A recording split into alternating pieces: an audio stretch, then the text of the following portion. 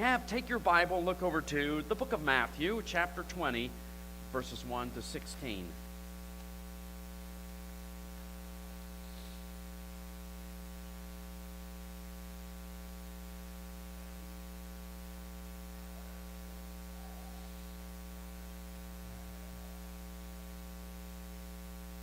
Let's read it together. Matthew chapter 20, verses 1 through 16. For the kingdom of heaven is like a landowner who went out early in the morning to hire men to work in his vineyard. Now he agreed to pay them a denarius for the day, and he sent them into his vineyard. About the third hour, he went out, and he saw others standing in the marketplace doing nothing.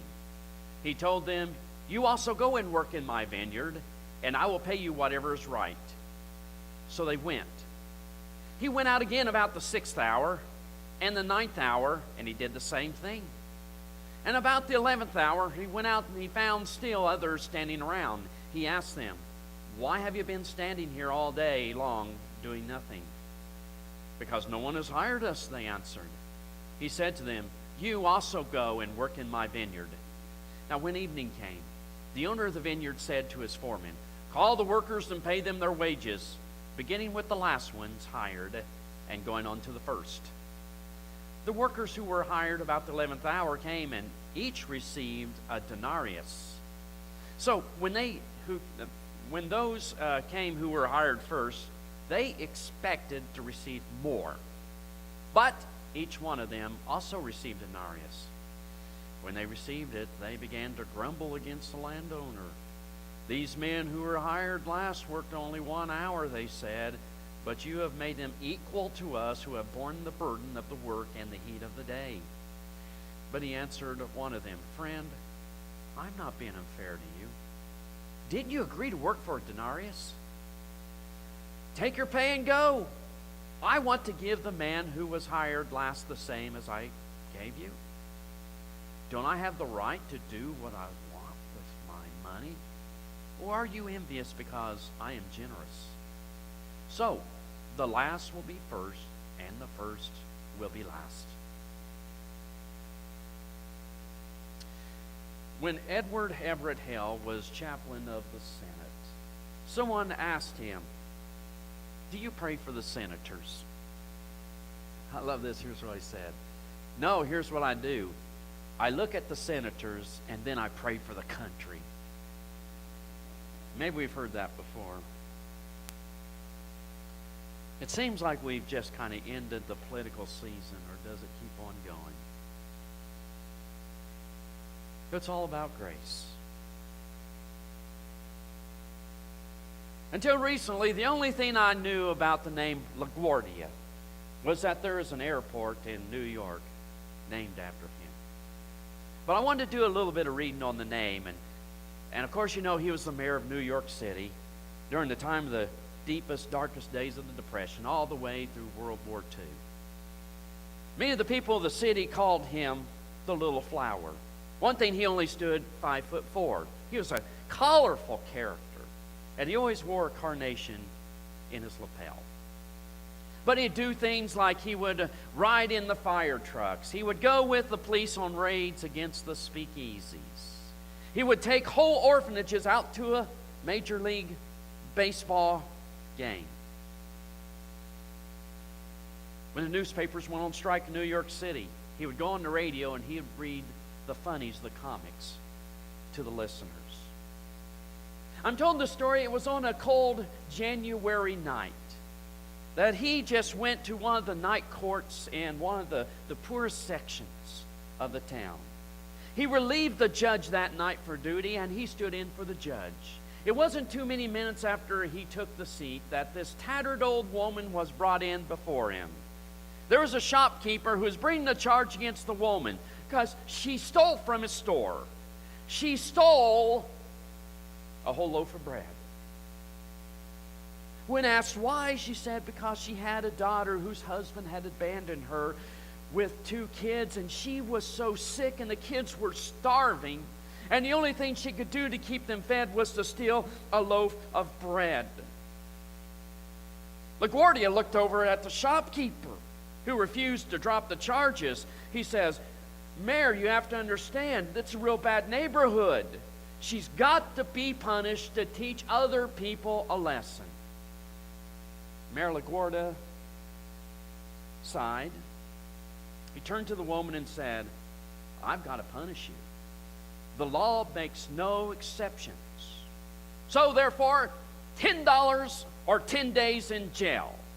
But even as he pronounced the judgment, he reached into his wallet and pulled out a crumpled bill, a $10 bill, and laid it into his hat.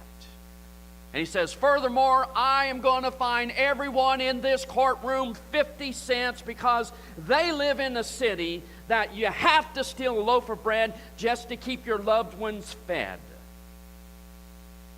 The newspapers the next day reported that night he collected $47.50, turned it over to a bewildered woman. One of the people who gave 50 cents was the shopkeeper who brought the charges against her, and 70 petty criminals and the policeman in there. Besides that, when he made that announcement, he received a standing ovation. Let me ask you this question. Did the elderly woman in the story get what she deserved? Clearly the answer would be, of course not. She stole a loaf of bread. She knew it was wrong. She knew it was against the law. Stealing is stealing, regardless of the situation. And punishment had to be the order of the day. But what we saw in the story is something you and I would call grace. Grace is when a superior power shows kindness or mercy to one in a lesser position. Mayor LaGuardia, rather than demanding punishment of the woman himself, paid the fine himself and helped to further her cause by the collection of 50 cents from every person in the courtroom and gave it to her. It was more than she deserved. She received grace. That's what that gospel story is about this morning. It's all about grace. Would you look with me to what the story was talking about? If you remember what I read to you, and if you read along, in that gospel story, Jesus said the kingdom of heaven is like a vineyard who went out and he had to hire workers for his vineyard. He hired certain people early in the day. They worked half days, like 12 hours, believe it or not. Some he hired early in the day, tell them he would pay them the usual going rate, a denarius, which was a day's pay for a day's work. But need more workers, he'd go back to the marketplace. He'd go 3 hours later, 6 hours later, 9 hours later, 11 hours later, and he told them he would pay them what was right. So at the end of the day, it was time to pay them. He started with the people that he hired most recently, and he paid them a full day's wage. Wow. Now, that had to be exciting. Don't you agree? If you're working the whole day, and here's these guys who just work, or maybe gals, whoever, who just worked an hour, and they got a full day's pay just for an hour. And you can imagine what they're thinking. They're excited. They think they're going to get so much more. But their excitement was short-lived. In fact, they get a bit upset when they found out we only got paid the same thing for working by the sweat of our brow for 12 hours as these people who worked only an hour. And when the landowner heard them grumbling, he tried to explain it wasn't unfair at all. Said, this is what you agreed to. Not only that, it's my money. I can do as I please with it, and I can be as generous as I want. Now, in thinking, you think, well, this landowner's not too smart. I mean, next day, if that happens, you know, in the world, everyone would think, well, if that's the way it's going to do, I'm going to wait till the 11th hour before I get hired so I get a full day's wage. It looks like he doesn't know much about business, but he understood something more importantly in our story, and that's the thing about grace. You see, the workers that came at the end of the day, they didn't get what they deserved. They got mercy. And mercy is at the heart of grace. Now, as you know, Jesus had a point here. The landowner is supposed to be God.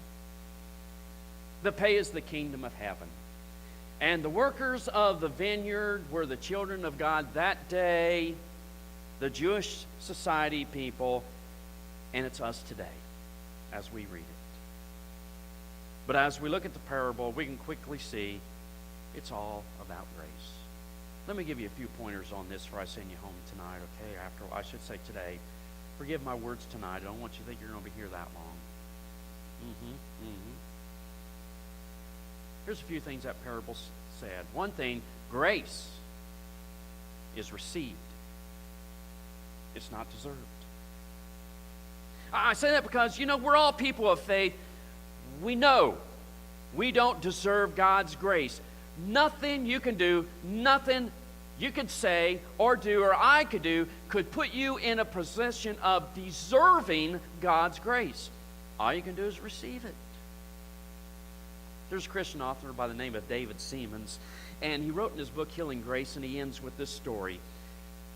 And the story goes, for more than 600 years, the Habsburgs exercised political power in Europe. When Emperor Franz Joseph I of Austria died in 1916, he was the last of the Habsburgs who finally died of his line. It was an excellent parade. There were personages that escorted the casket, draped in the black and gold imperial collars, and to the accompaniment of military's band processional, and by the light of torches, the somber group descended the stairs of the Capuchin monastery over in Vienna. At the bottom of the stairs was a great iron door leading to the Habsburg family crypt, and behind the door was the Cardinal Archbishop of Vienna. The officer in charge of the procession followed the prescribed ceremony established centuries before. He came, he knocked, and he said, "Open!" To which the cardinal had said, "Who goes there?" To which the officer said, "We bear the remains of His Imperial and Apostolic Majesty Franz Joseph I, by the grace of God, Emperor of Austria, King of Hungary, Defender of the Faith." And he gave 37 other titles about this leader who passed on. To which the cardinal replied, "We know him not."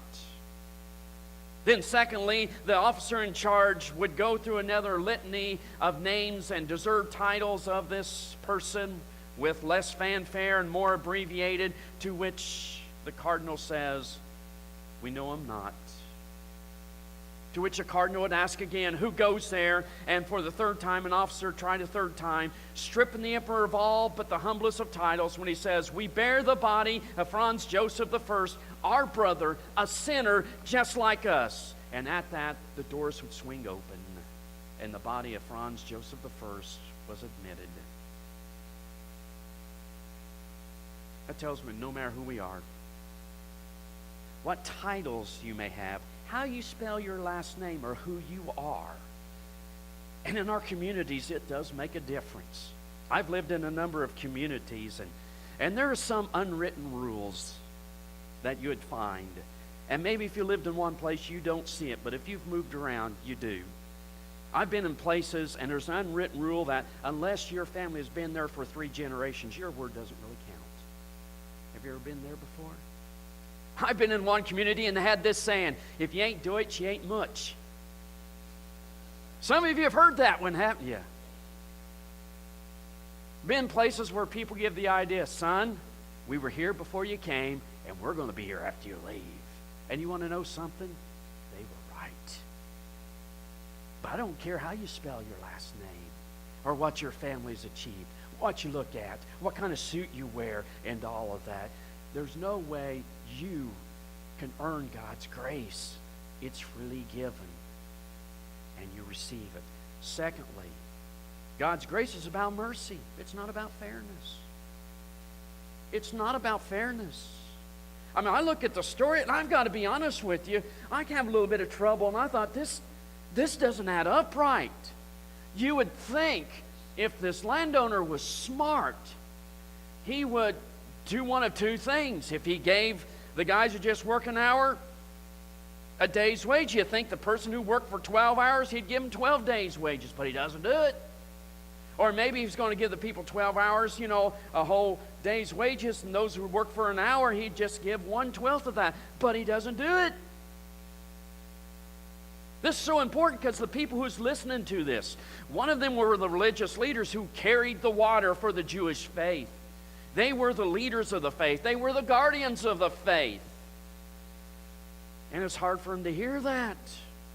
To hear that these tax collectors who ripped them off, and they ripped them off, or these ladies of the evening would have the same footing in God's eye as they had.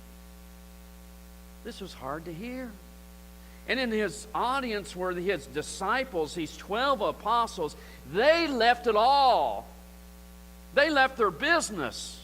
They left their livelihood to follow this guy. And they're hearing that these Johnny-come-latelys are going to be on the equal footing of them. I wonder, will we have trouble hearing that someone who just comes in the door being a Christian's on the same footing with us, and maybe we've been here for years, decades, generations, and maybe put tens of thousands of dollars in the offering plate over all those decades and help build this magnificent building, that we give them just as much attention in God's eyes as we have done that. You see, the issue of fairness doesn't come up. You understand, when we're speaking about grace, it's about something different than fairness. It's about mercy. God loves us, and He gives us more than what we deserve. I have a number of books in my library, and some of them are financial books, and sometimes I read them and pay attention to them. Of course, Dave Ramsey, we've had a couple of those classes, but another excellent Christian financial expert is Larry Burkett. And he told a story in his book, Business by the Book, about a time when he was renting out a certain building from a certain landlord. He said the place was a nightmare. He said it was in there for a few years, but that thing, the building was in bad shape. It was literally sinking by the year, bowing and everything. And he said a lot of times, electricity was out. He'd go weeks without water, and he got to the point after a few years he was tired of that, so after his lease was over, he went to another building. 2 months later, the landlord called him and said, "You need to come back, you need to remodel, and you need to repaint this place." To which Larry had to tell him sternly, "I fulfilled the obligations." In fact, he hired an attorney who did look over the lease and found out, "Larry, you fulfilled the obligations. You owe this man nothing." Until he heard the voice of his son. He says, "Dad, I want you to understand, he's acting that way because not too long ago, he and his wife lost their only son, and he's really bitter." And Larry said he thought about ways he could help out his landlord, and even out of his own pocket, out of the thousands, he went and he helped to fix up this place. It's not fair, but it's merciful. Then we go to the third point about grace. God's grace is for the last as well as the first. It's so easy for us to say that we deserve more because we're the people of faith who've answered the call of Jesus. As I told you, some of us for several decades. In fact, can I say, I'm looking at some of the people, you've kept this church going through some very hard days. Every church I've been with has gone through some very hard days. Everyone. Don't think, well, we've had this problem. No, every church I've been with. First church I was with, 15 years earlier, they had a split and they never ever recovered. Now the good part is the split became a very successful church, but that church never recovered. The second one, they could point out 50 years before I got there, they dwindled down to the point where they only had 2 men and a group of women. They grew since then, but they had those hard days. Place where I came before this place, they had a terrible thing where they had to exercise against a lady because she was very, let's say, forthright in her speaking. But it's the same lady who donated the organ, and they said, "Ma'am, the organ you donated, you can never play that." And that caused trouble. Yes, in fact, that church was used as an illustration in one of Lanny Hemmings' talks about music and worship, and they had a worship war. Every place I've ever been has had some dark days, and maybe some of you have been through dark days here, and you kept us going, and we're standing on your shoulder. But yet our God may not always work that way. When it comes to grace, understand God wants to have a relationship. For the people who were hired very early in the morning to the person who is hired at the last hour, the Johnny-come-latelys. That's what grace is all about.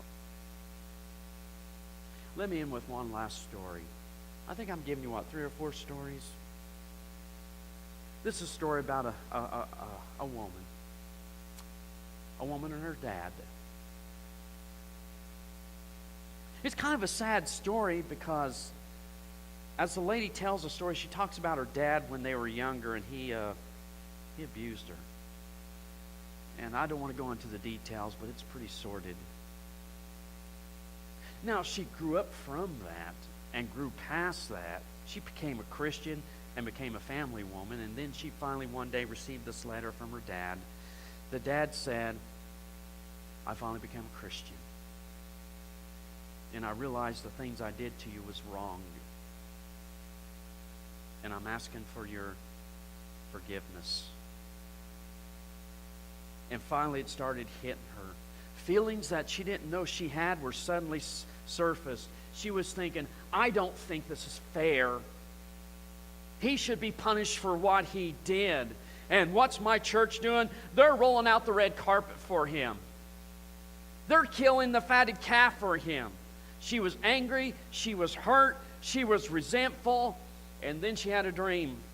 In her dream, she saw her father standing on an empty stage, and she saw the arms of God, or the hands of God, with this white robe, and she recognized the white robe that God was going to be put on her father. It was a white robe that she wore, and as the robe began to descend to the father, she woke up with tears streaming down her eyes. She knew the only way she can get past it was to realize that her earthly father was now the same as she. They were the same in God's sight. God's grace was for him. It was not just for her. You see, it's all about grace. It always has. Can I tell you what I just told you is kind of disturbing to some folks? Because I know, I feel like I'm kind of grew up with you got to pull yourself up by your own bootstraps theology. And we have trouble when we hear stuff about grace, because like I say, it doesn't seem fair. And when you talk about grace, it says, are you saying that people should be excused? Not saying that at all. Or I have trouble with the feel-good gospel. Not saying that at all. I know it makes good preaching. Those horrid people out there, and we need to kick their tails. That makes great preaching. But this is kind of soft. Can I tell you, I kind of grew up with a theology that we almost have to earn our salvation. I know we sit in class and said, we're all sinners. But what I really meant to say is, but I'm not out there doing the horrid stuff like they are.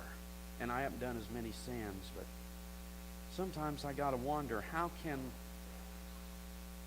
A sin is thinking something you shouldn't think, saying something you shouldn't say, doing something you shouldn't do, not doing something you should have done.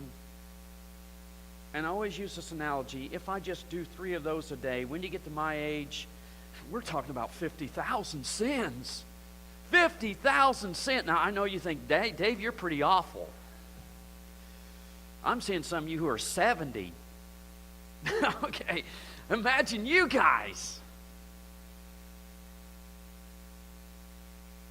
Well, I have a little trouble belly aching with my 50,000 sins to someone who maybe has 60,000 or 100,000.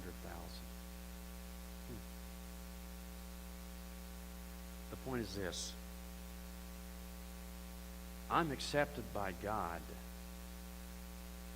not just by the things I've done, but the only reason I could stand before God is because of His grace and my acceptance of it. It's the only thing.